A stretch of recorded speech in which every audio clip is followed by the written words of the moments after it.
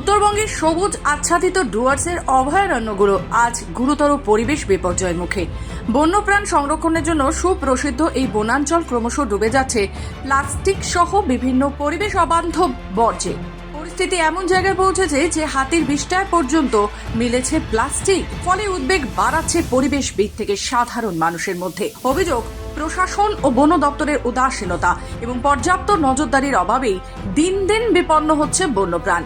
বনাঞ্চলের প্রাকৃতিক সৌন্দর্য ও প্রাণীকুলকে রক্ষা করতে ডুয়ার্স জুড়ে বহু পরিবেশপ্রেমী সংগঠন বহুদিন ধরে কাজ করে আসছে। বন দপ্তরের সঙ্গে একাধিক বৈঠক হলেও সুরাহা হয়নি বলে তাদের দাবি। ফলে প্রাণের ঝুঁকি নিয়েই নিজেরাই নিয়মিত সাফাই অভিযান চালাতে বাধ্য হচ্ছেন।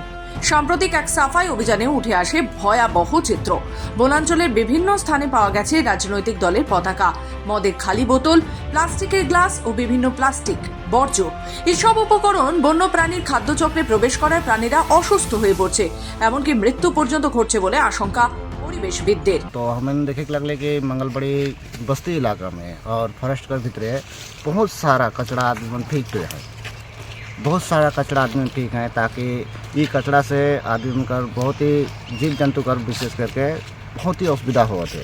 तो से लेकिन हमने फर्स्ट संडे आए के मॉर्निंग में हमने जितना भी कचरा रहे से सबके जलाए कर चेष्टा करते ताकि आगामी दिन कोई भी रिक्वेस्ट करे कि कोई भी व्यक्ति फॉरेस्ट में कोनो भी प्रकार का प्लास्टिक जातीय चीज नहीं फेंक कर लगे और ऊपर लगन जहाँ भी जगह बनाल जाए है आदमी के हुआ फेंकते हैं।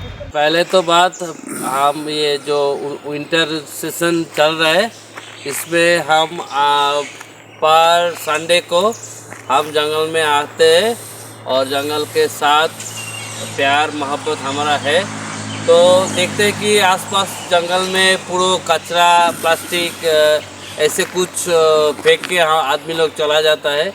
तो इसी कारण से हम बोलना चाहते हैं कि आदमी लोगों को कि जंगल में आओ, घूरो फिरो, कोई बात नहीं। तो ये जो कचरा है, प्लास्टिक कचरा है, जंगल के अंदर मत फेंकिए, क्योंकि इधर में जितना हाथी वन्य प्राण और ज़्यादा से ज़्यादा पक्षी लोग है आता है। हाथी तो इधर में खोनिया बंदो जंगल में अभी भी है। वो लोगों को मॉल से भी हम लोग प्लास्टिक मिल रहा है। তো আমরা সকালে এসেছি সবাই মিলে, খুব ভালো লাগলো বিষয়টা যে আমরা সবাই মিলে একটা কিছু করতে পেরেছি। তো মানে জনগণের উদ্দেশ্যে একটা কথা বলতে চাই, আপনাদের কাছে একটাই রিকোয়েস্ট যে আপনারা মানে ফরেস্ট এলাকার মধ্যে বন জঙ্গল এলাকার কোনো আবর্জনা ফেলবেন না। কারণ এই বন জঙ্গল এলাকায় তো অনেক পশু চলে, হাতি আসে, অনেক কিছু থাকে, তো মানুষও চলাচল করে। এবার মানে ফরেস্টের মধ্যে আবর্জনা না ফেলাটাই উচিত। আপনাদের কাছে এতটুকু যে ডাম্পিং গ্রাউন্ড আছে, আপনাদের ডাস্টবিন দেওয়া হয়েছে, প্রায় প্রত্যেক দোকানে দেওয়া হয়েছে, প্রায় মানে কিছু কিছু এরিয়ার মধ্যে রিং দিয়ে বানানো হয়েছিল ডাস্টবিন দিয়ে, আপনারা ওখানটায় ফেলে খুব ভালো হয়।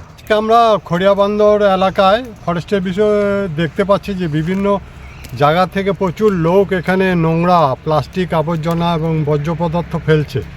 এখানে ডাম্পিং গ্রাউন্ড থাকা সত্ত্বেও তারা ফরেস্টের ভিতরে ফেলছে। এটা একটা সংরক্ষিত বনাঞ্চল।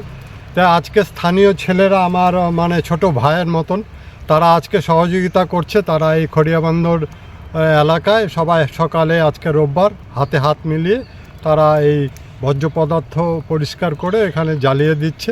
এটা একটা শুভ উদ্যোগ। আমরা আমাদের এই ভাইকে শুভকামনা করি যে তারা মানে আগামী দিনে যেন আমাদের পাশে দাঁড়ায় এবং তারা এই মানে ভালো কাজটা করে। ডুয়ার্সের বন্যপ্রাণ ও পরিবেশ রক্ষায় প্রশাসন দ্রুত সুরাহা না করলে পরিস্থিতি আরও ভয়াবহ হবে বলেই মত বিশেষজ্ঞদের। এখন সকলের দৃষ্টি বন দপ্তরের আসন্ন পদক্ষেপে। জলপাইগুড়ি থেকে নিজস্ব প্রতিনিধি রিপোর্ট, খবর বাংলা।